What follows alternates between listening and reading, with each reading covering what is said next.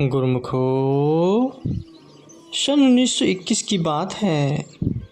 श्री सद्गुरुदेव महाराज जी मौजा कंकिया जिला बन्नू सीमा प्रांत में महात्मा योग आत्मानंद जी के घर पर विराजमान थे, जहाँ नित्य प्रति सत्संग का प्रवाह चल रहा था।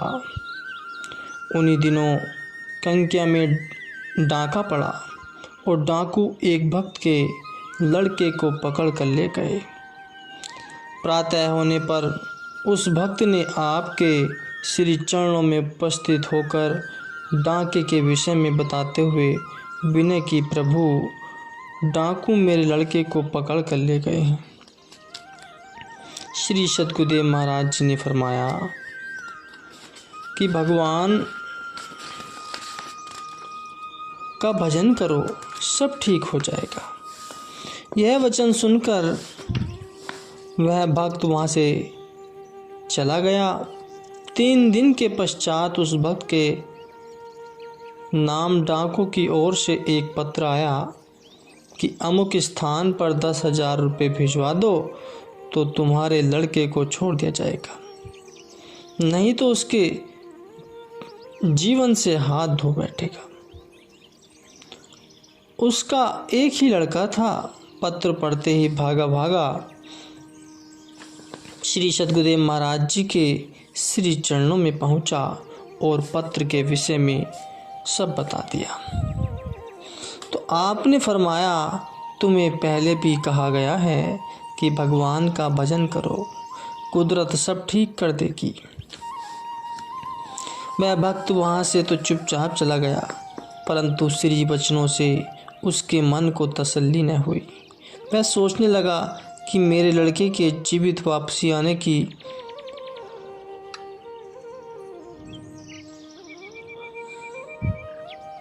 कोई उम्मीद नहीं है, क्योंकि न ही इतने रुपए देने की मेरी सामर्थ्य है और न ही रुपए लिए बगैर डाकू उसे छोड़ेंगे।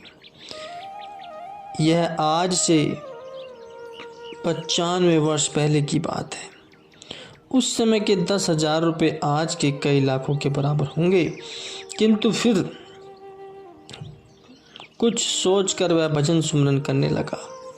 उधर डाकू पहाड़ों की तलहटी में एक स्थान पर छिपे हुए थे।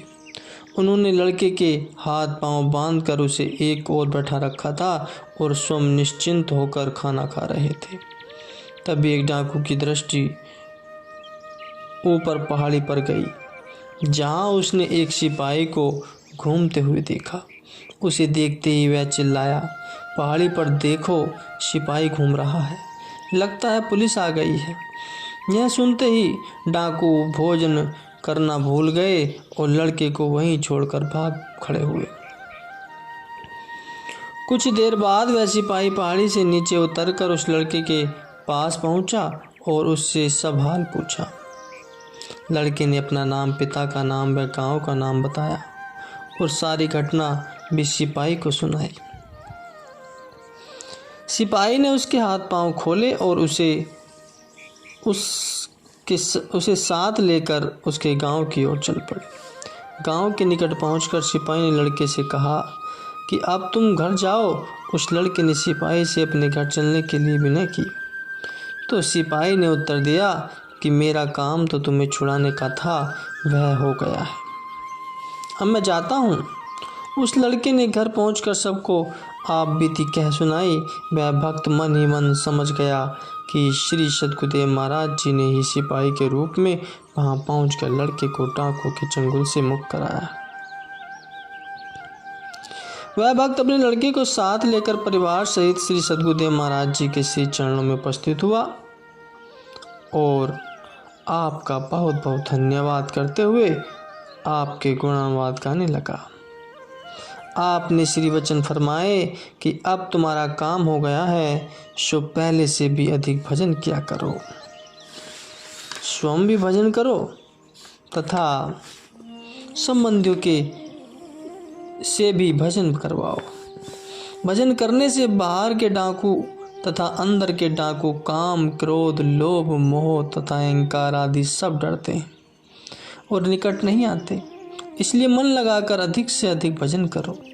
जो भगवान का भजन करते हैं वे श्लोक में भी और परलोक में भी सुखी रहते हैं।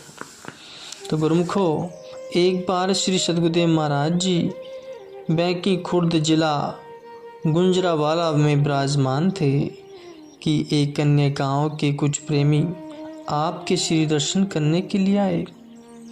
उन प्रेमियों ने आपके श्री चरणों में विनय की कि प्रभु हमारे गांव में भी कृपा करके उसे पवित्र कीजिए। आपने उनकी विनय स्वीकार कर ली और उनके साथ चले किए। उन प्रेमियों के अतिरिक्त 10-12 महात्मा तथा भक्त जी भी आपके साथ थे। मार्ग में एक जंगल पड़ता था।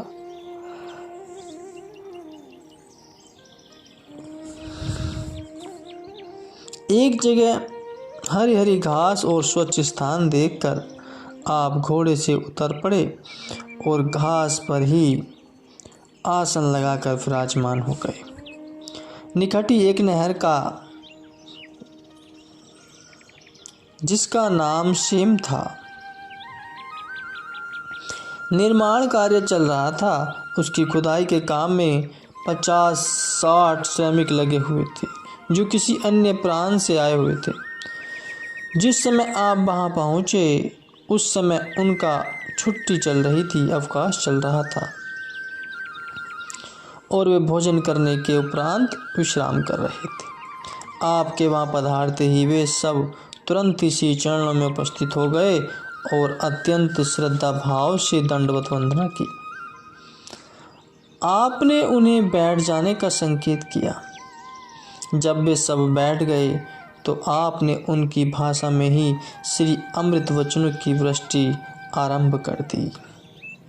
सभी श्रमिक दत्तचित्त होकर श्री अमृत वचन श्रवण करने लगे। महात्मजन तथा भक्तजन यह देखकर चकित रह गए कि श्री वचनों का एक शब्द भी महात्मा भक्तों की समझ में नहीं आ रहा था। सभी यह सोचकर चकित थे कि यह कौन सी भाषा है और श्री सद्गुरुदेव महाराज जी ने यह भाषा कब सीखी। किंतु उनकी समझ में कुछ नहीं आया, और आता भी कैसे। महापुरुषों की रहस्यमयी लीलाओं को जीव बुद्धि भला कहाँ जान सकती है। उन रहस्यों को तो वही समझ सकता है अपनी कृपा से, जिस पर वे अपना यह रहस्य प्रकट करते हैं। अन्यथा जीव बुद्धि में इतनी सामर्थ्य नहीं है। महर्षि वाल्मीकि जी भगवान श्री रामचंद्र जी महाराज की महिमा करते हुए उनसे निवेदन करते हैं कि जगु पेखन तुम देख निहारे, विधि हरे शंभु नाच निहारे, तेहु न जानहि मर्मु तुम्हारा, आरु तुम्हारी को जान निहारे, सोई जाने ही जेहि देहु जनाई, जानत तुम ही होई जाई। कि हे प्रभु, जगत दृश्य है और आप उसके देखने वाले हैं। आप ब्रह्मा विष्णु तथा शिव जी को भी नचाने वाले हैं। जब वे भी आपके भेद को नहीं जानते तब और कौन आपको जानने वाला है। आपको तो केवल वही जानता है जिसे आप जाना देते हैं, अर्थात जिस पर आप अपने आप को प्रकट कर देते हैं, और आपको जानते ही वह आपका रूप हो जाता है। श्री सद्गुरुदेव महाराज जी के रहस्यों को भी भला उनकी इच्छा के बिना महात्मजन एवं भक्तजन क्या समझ पाते हैं। सत्य तो यह है कि महापुरुष पराविद्या के स्वामी और सभी सांसारिक विद्यों के संपन्न परिपूर्ण पुरुष होते हैं। वे तो त्रिकालदर्शी, उनसे भला क्या छिपा है। संसार की ऐसी कौन सी भाषा है जिसे वे नहीं जानते। जब आपने श्री वचन समाप्त किए तो उन श्रमिकों ने जय जयकारों की ध्वनि से आकाश को गुंजा दिया। श्री दर्शन करके तथा श्री अमृत वचन का पान करके उनका जीवन धन्य हो गया। उन्हें कृतार्थ कर आप पुनः घोड़े पर सवार होकर चल पड़े। सभी महात्मा जन एवं भक्तजन आपस में कहने लगे कि श्री सद्गुरुदेव महाराज जी इन श्रमिकों के भाग्य जगाने के लिए ही इधर पधारे थे और यहाँ विराजमान हुए थे। इनका श्री सद्गुरुदेव महाराज जी से कोई पुरातन संबंध है। इस प्रकार सभी आपके गुणों का गायन करते हुए आपकी महिमा का बखान करने लगे। तो गुरुमुखो, एक बार आप डेरा इस्माइल लखा में विराजमान थे। वहाँ पर 4-5 व्यक्तियों ने मिलकर आपकी परीक्षा लेने की ठानी। गोसाई हरिचंद जी, जो अधलखा परिवार के कुलगुरु थे, के परामर्श से उन्होंने यह योजना बनाई कि आपको खूब तेज भांग पिलाई जाए। यदि उसका प्रभाव आप पर हो तो इसका अर्थ यह समझ जाएं कि आप पूर्ण योगानिष्ठ नहीं। इसके विपरीत यदि भांग का आप पर कोई भी प्रभाव न हुआ तो समझो कि आप पूर्ण योगीश्वर हैं। उन लोगों का कहना था कि उन्होंने इतनी तेज भांग बनाई थी कि जिसे यदि 25 व्यक्ति भी पी ले में तो वो भी नशा तेज हो। वे लोग इतनी तेज भांग बनाकर आपके पास ले गए। आपने भांग को देखा तो समझ गए कि परीक्षा हेतु ऐसा किया जा रहा है, अतः आप भी उसे चुपचाप पी गए। उन लोगों में से रात्रि समय क्रम से 2-2 व्यक्ति 2-2 घंटे के लिए श्री सद्गुरुदेव महाराज जी का सत्संग सुनने के लिए आते रहे, ताकि वे यह जांच कर सके कि आप पर भांग का नशा चढ़ा या नहीं। आप भी उस रात्रि श्री प्रवचनों की अमृत वृष्टि निरंतर करते रहे। प्रातः 4 बजे जिन व्यक्तियों की बारी थी वे प्रवचन सुनते सुनते ऊँघने लगे। आपके पास एक छड़ी पड़ी हुई थी। आपने वह छड़ी उठाई और उन व्यक्तियों को सचेत करते हुए फरमाया,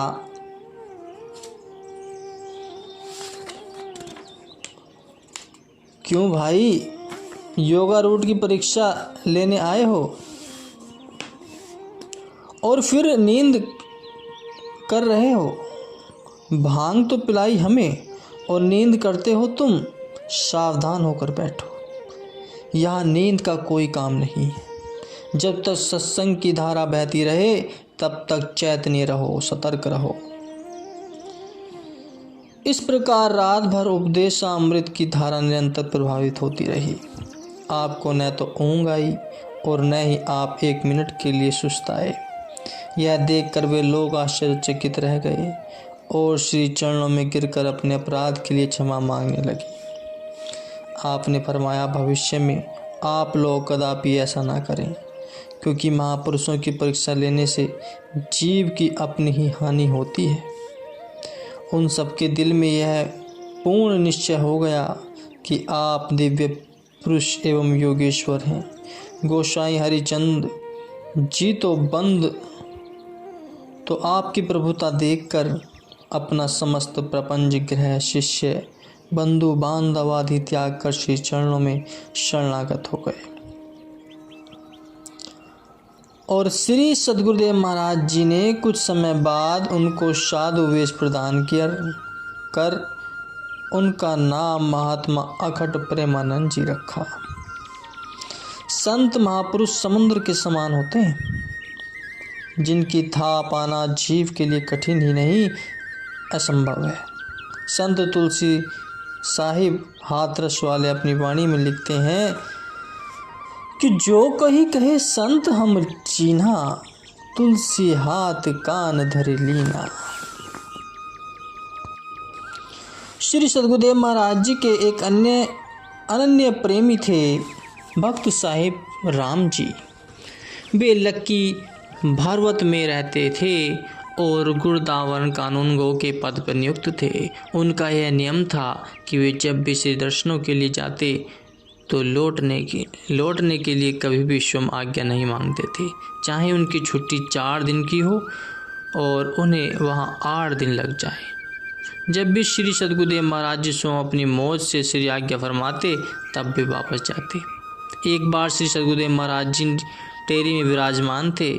भक्त साहिब राम जी 7 दिन का अवकाश लेकर श्री दर्शन के लिए टेरी गए।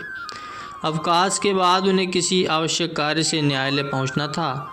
अवकाश का काम बीत जाने पर भी श्री सद्गुरुदेव महाराज जी ने उन्हें वापस जाने के लिए श्री आज्ञा नहीं दी। उन्होंने भी अपने नियम के अनुसार श्री आज्ञा नहीं मांगी। इस प्रकार लगभग 12 दिन बीत गए। तब श्री सद्गुरुदेव महाराज जी ने उन्हें घर जाने की आज्ञा फरमाई। घर पहुंचने पर जब उन्हें न्यायालय का कार्य याद आया तो वे तुरंत वहां गए और समय पर न पहुंच सकने के कारण न्यायाधीश तथा अन्य कर्मचारियों से क्षमा मांगने लगे।